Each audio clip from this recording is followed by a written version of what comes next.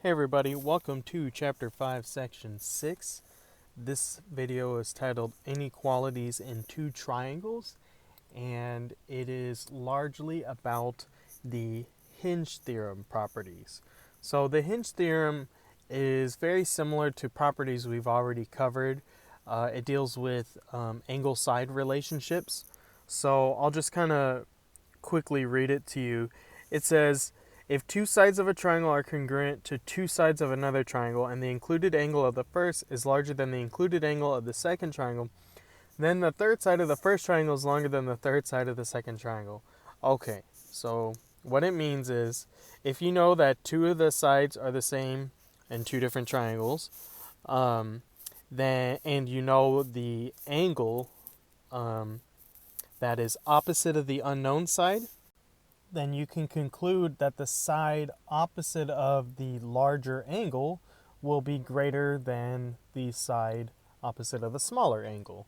So, like I said, that's pretty much this very similar property to what we've already covered. So 43 is opposite of BC, 30 is opposite of GH, so therefore BC must be greater than GH. And then the converse of the property just says if you know two sides are congruent and then you know the measure of the third non-congruent side, well, 8 is opposite of angle L and 12 is opposite of angle R. That means angle R is going to be greater than angle L because angle R is opposite of a larger side length. So I'm going to use the Hinge theorem to do a few more examples for y'all. We have WX and XY. We're comparing those side lengths. So WX is opposite of 51 degrees and XY is opposite of 55 degrees. And so since 51 is smaller than 55, we can say that WX will be less than XY. And that's it. On example B, I'm comparing measure of angle FCD and measure of angle BFC. So I'll draw a line from FCD. So that would make this angle opposite of this side. And then BFC is going to come from down here. And so it is opposite of that side, 3.6. So FCD is opposite of the 3 and BFC is opposite of the 3.6. So therefore we can say the measure of angle FCD is less than the measure of angle BFC because it's opposite of the smaller side. And on this last example here, we are comparing SR with XY. SR is going to be opposite of the 109. XY is opposite of the 101. So 109 is greater than 101. So therefore SR must be greater than side XY. So in this next batch of examples, we're going to use the Hinge theorem properties to find a range of possible values. So we're going to be doing inequalities. We're not going to get an exact answer for x. So here we have two triangles where the angle 6x plus 15 is opposite of the side of 11, and the angle of 65 degrees is opposite the side of 9. So since 11 is greater than 9, I'm going to write 6x plus 15 is greater than 65, and then I'll solve for x. For the first step, I'll need to minus 15 to both sides, so I'll get 6x is greater than 50, and then I just need to divide both sides by 6. And when you do that, 50 divided by 6 will simplify to get 25 over 3, so you can write your answer as x is greater than 25 over 3, or if you wanted to convert it to a decimal, get 8.3 forever, so I rewrote it as x is greater than 8.3. Either form is fine with me. It depends on what your teacher is asking for. So if you look at our picture, we were solving for a potential angle measure for the 6x plus 15 degrees. That was right there. Since the angle is inside of a triangle, you know that the sum of the angles in a triangle have to add up to 180 degrees. So what that means is this angle has to be less than 180 degrees. And so some kids might confuse this. They might get that. They're like, okay, I get that. So why don't we just set it equal to like 178? Because like, just say this is 1 and this is 1. Well, you don't know the other angle measures. For all we know, they could be like 0.0001 or 0.001. that seems a little ridiculous, but like we're just trying to find the range of possible x values. So you have to set it less than 180 degrees because that is the limit for the sum of the angles in a triangle, 180 degrees. So just to kind of reiterate what I'm saying, we're going to have to do a second inequality here because we know that the sum of the angles in a triangle cannot exceed 180 degrees. So what that means is I'm going to take that angle with the x in it and I'm going to set it less than 180 and solve. So for the first step, I'll need to minus 15 over to the other side, and 180 minus 15 is 165. And so next I'll need to divide both sides by 6, and then I'll need to reduce that fraction or convert it to a decimal. So in fraction form, it would reduce down to saying x is less than 55 over 2. If you converted it to a decimal, it would say x is less than 27.5. Either is fine with me. Just it's up to your teacher to specify what he or she wants to see. So what we need to do now is we need to combine our two answers and write them as one inequality, and that's going to be called a compound inequality. So writing a compound inequality is pretty simple. You just basically put the smaller number on the left and the larger number on the right, and your answer is always going to look like number less than x less than number.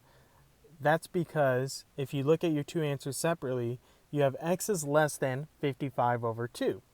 And then the other one was x is greater than 25 over 3.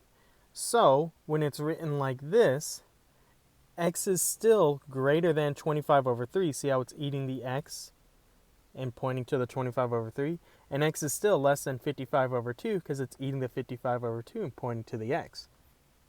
So writing your answer as a compound inequality is just a more succinct way of stating your final answer.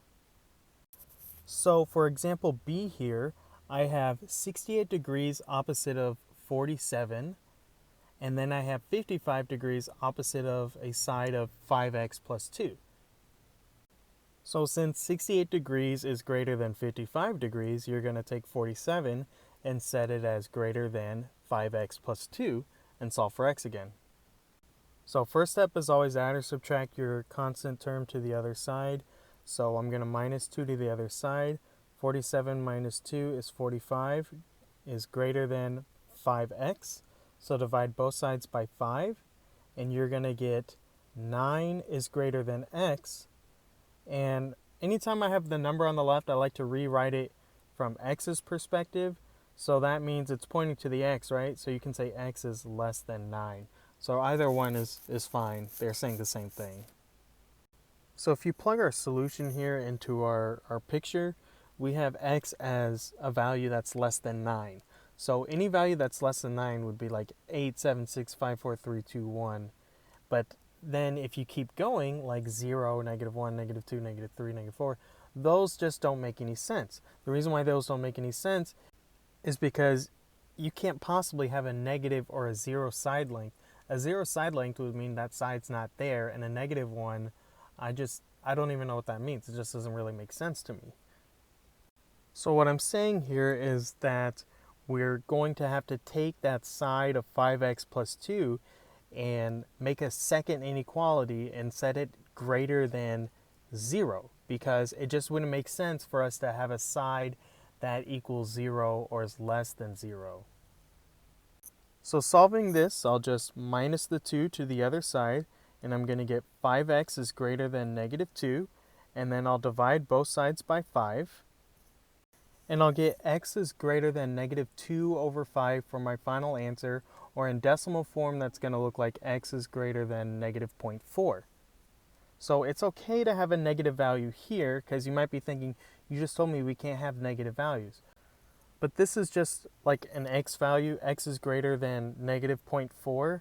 So like if you plugged in negative 0.4 right here and then you added 2, it would equal 0. So any number greater than negative 0.4, like negative 0.39, that would give you a number slightly bigger than 0. Okay, so it is possible to get a negative answer when solving for the x, because what we're really doing here is we're establishing a limit.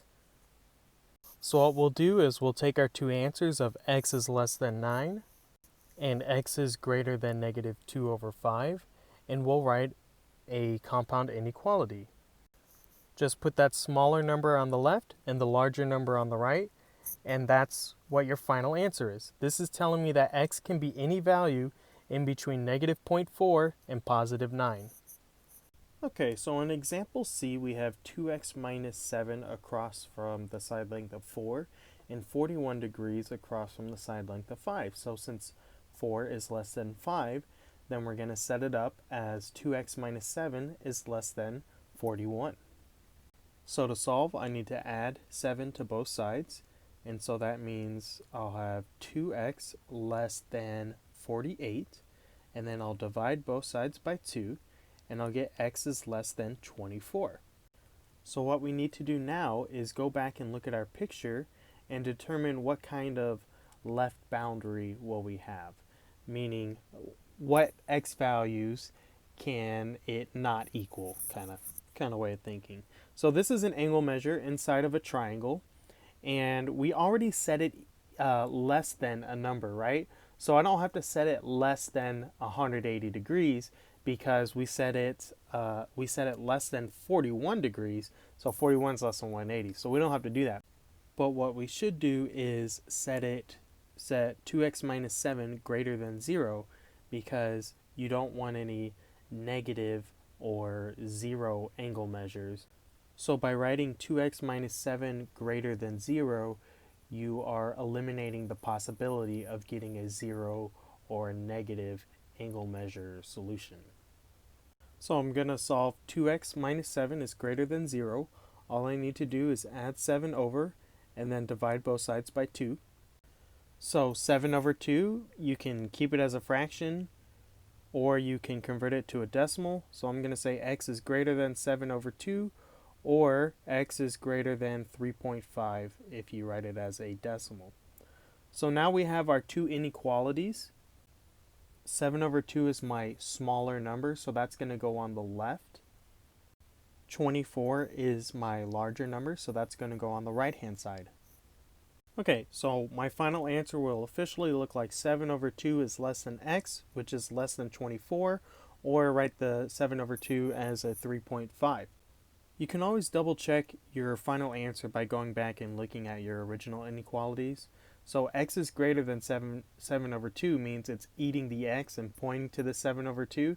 So when you write it as a compound inequality, is it still eating the x and pointing at the 7 over 2? Yes, it is. And then here the x is less than 24, so it's pointing to the x and eating the 24. So this one, that one's more straightforward. It's pointing to the x and eating the 24. So that's kind of how you know you wrote your compound inequality correctly. Okay, so for my final example, I have 45 degrees opposite of the side 5x minus 2, and I have 41 degrees opposite of the side 3x plus 10. So since 45 degrees is greater than 41 degrees, I'll set it up like 5x minus 2 is greater than 3x plus 10. So to solve for x, we need to get our x's on one side and our constants on the other side of the inequality.